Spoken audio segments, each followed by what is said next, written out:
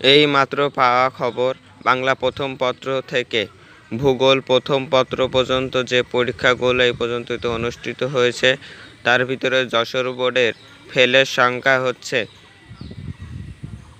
52,912 জন।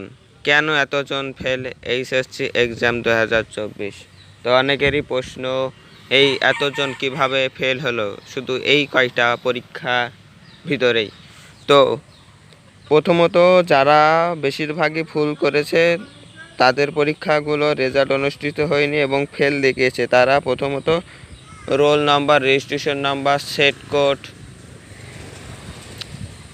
পরীক্ষার ভিতরে যে স্বাক্ষরগুলো করা লাগে, পরীক্ষার খাতায় যে স্বাক্ষরগুলো করা লাগে সেই স্বাক্ষরগুলো তারা এখনও করেনি বা ভুল করেছে। এই কারণে বেশিরভাগ অংশে ফেল দেখিয়েছে এবং যারা সঠিকভাবে এই বিষয়গুলো সঠিকভাবে বৃত্ত ভরাট করেছেন তারা পাস হয়ে যাবে।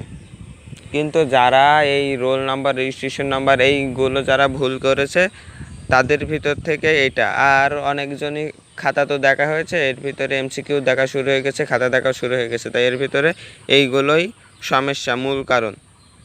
এই কারণেই এই এতজন ফেল, 52,912 জন।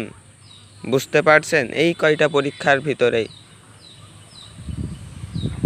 তো আগের আগের যে বোর্ড পরীক্ষাগুলো ছিল এইচএসসি এক্সাম গত বছরের, ওই বছরে এর থেকেও বেশি সংখ্যা ছিল, কিন্তু এবার আরও কম হয়েছে।